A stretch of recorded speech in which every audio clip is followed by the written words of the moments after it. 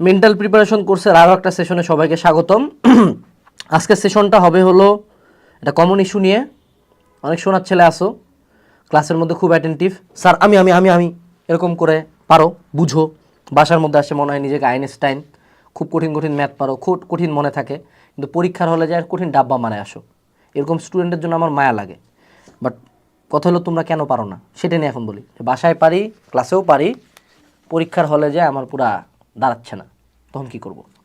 সেক্ষেত্রে আমার প্রথম সাজেশন হলো, ব্যাংকিংয়ে একটা ওয়ার্ড আছে ইন্টারেস্ট অন ইন্টারেস্ট।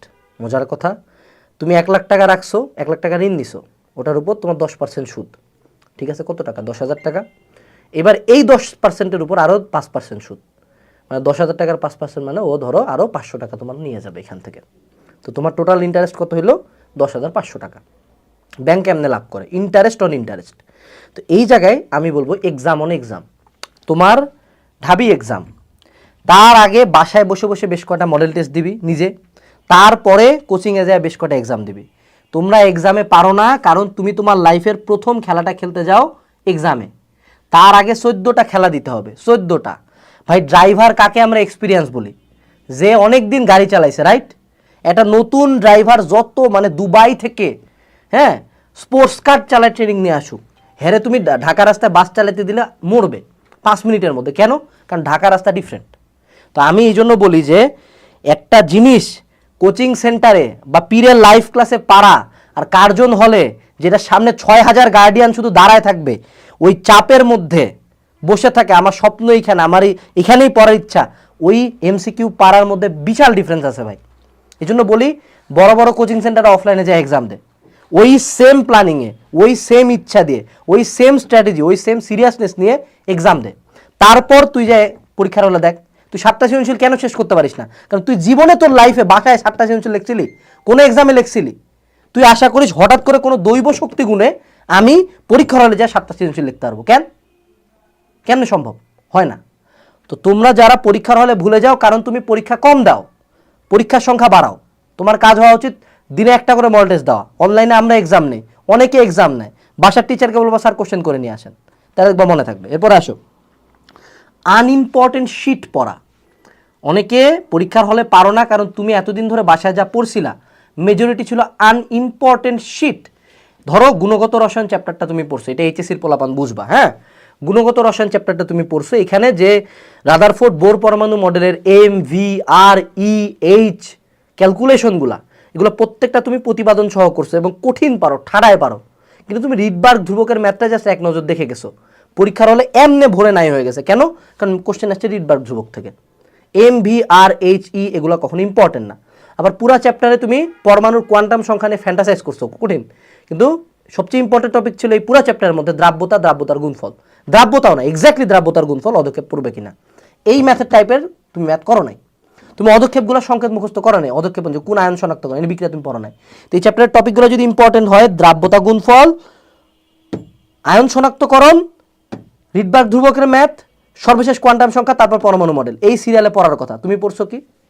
তুমি এগুলো কোনো সিরিয়ালি মেনটেন করো নাই। তুমি ঢাবির জন্য 135টা টাইপ ইম্পর্টেন্ট, ওই 135টা টাইপ না পড়ে তুমি পরীক্ষার আগে রাতে পড়ছো লরেন্জ রূপান্তর। মেডিকেল ভর্তি পরীক্ষার আগে রক্তের ছক, স্নায়ুর ছক, হাড্ডির ছক, হরমোনের ছক, এই ছকগুলো পড়ে যাওয়ার কথা। তুমি এগুলো একটাও পড়ো নাই। তুমি পড়ছো টুনটুনি পাখির বাসা বানানো, তারপরে মেঘনাথ সাহাব স্যারের বই থেকে। টুনটুনি পাখির ব্রেন নিয়ে কঠিন জানো তুমি, পরীক্ষা হলে পারবা? তাহলে কি করতে হবে? আনইম্পর্টেন্ট শিট অ্যাভয়েড করতে হবে। যখনই পড়বা নিজেকে জিজ্ঞেস করবা আমি কেন পড়তেছি, জাস্ট বিকজ স্যার পড়াইছে তাই, নাকি এটা ইম্পর্টেন্ট তাই।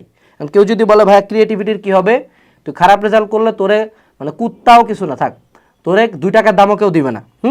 তো এই জন্য ভালো রেজাল্টের দিকে দৌড়া, কোশ্চেন অ্যানালিসিস কর, প্রিভিয়াস ইয়ারের কোশ্চেন দেখ, সাজেশনওয়ালা বই পড়ে আগে ইম্পর্টেন্ট জিনিস কভার কর, তারপর তুই আনইম্পর্টেন্ট সেই লরেন্স রূপান্তর বসে বসে নতুন সূত্র পয়দা কর, আমার এটাতে সমস্যা নেই। ঠিক আছে, এরপরে আসো তুমি কি আদৌ পারো। অনেকের মাথায় একটা ভুল ধারণা থাকে যে আমি মনে হয় বাসায় পারি বা অফিসে কোচিংয়ে যায় পারি না।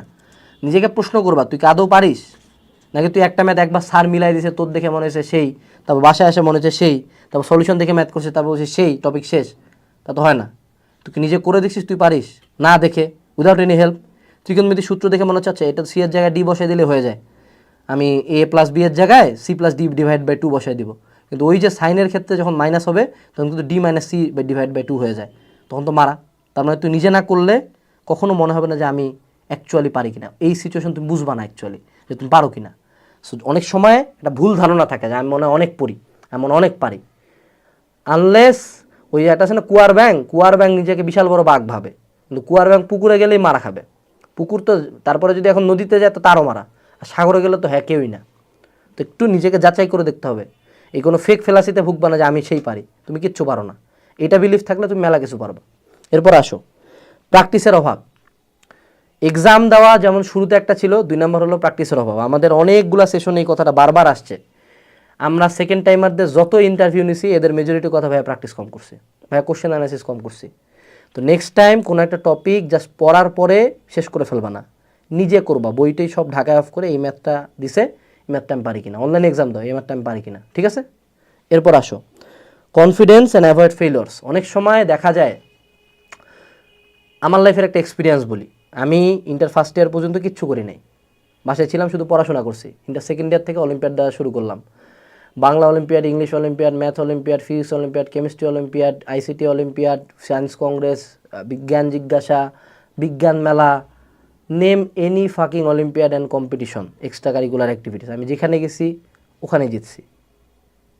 কিন্তু তোমার কি মনে হয় আমি খুব বেশি এগুলোর জন্য পড়াশোনা করছি? না, আমার জন্য যেটা কাজ করছে উইনার ইফেক্ট। তারপরে প্রথমবার চান্স পেলাম, অস্টে ফার্স্ট হইলাম, তারপর পরীক্ষা দিলাম, জাবিতে চান্স পেলাম, তারপর ঢাবিতে চান্স পেলাম, তারপর মেডিকেলে চান্স পেলাম, এফএমসিতে চান্স পেলাম, এএমসিতে চান্স পেলাম, ডেন্টালে থার্ড হইলাম, বাউতে ফার্স্ট হইলাম, আয়ুতে ফার্স্ট হইলাম, রুয়েটে 32তম হইলাম, কুয়েটে 62তম হইলাম, সাস্টে 45তম হইলাম, আইউটিতে 45তম হইলাম, একটানা হইতেই আসি। তোর কি মনে খুব পড়ছি? না, এই জায়গায় কাজ করছে কি উইনার ইফেক্ট।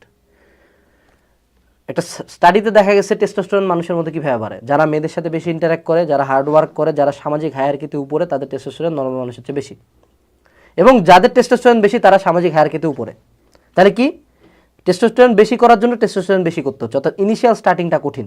তুমি যদি একবার জিতা শুরু করো, এই কন্টিনিউয়াস সাকসেস তোমাকে এমন লেভেলে একটা কনফিডেন্স দিবে যে অনেক ক্ষেত্রে তুমি অনেক কম পরিশ্রম, just because of your confidence তুমি এমন পারফরমেন্স দিবা যে তুমি ফাটাই দিয়ে জিতে গেছো। আমি কি করি আমার লাইফে, আমি ফেলিওর অ্যাভয়েড করি। অনেকে বলে না failure is the pillar of success, ফাক ইট। আমি ক্যালকুলেটেড ফেলিওর নিব, অর্থাৎ এমন কোনো মারা খাবো না যেটা আমার লাইফ ডিস্ট্রয় করে দিবে। টাকা ইনভেস্ট করবো, কেন পুরো টাকা ইনভেস্ট করবো, হাফ করবো, সেভিংসে রাখবো। এমন কোনো এক্সামে আমি যাবো না যেখানে আমি জানি আমি কোনো পারবো না, এমন কোনো কম্পিটিশনে আমি যাবো না যেখানে আমার 2 টাকা দাম নেই, কারণ এটা আমার কনফিডেন্সে ইফেক্ট পড়বে।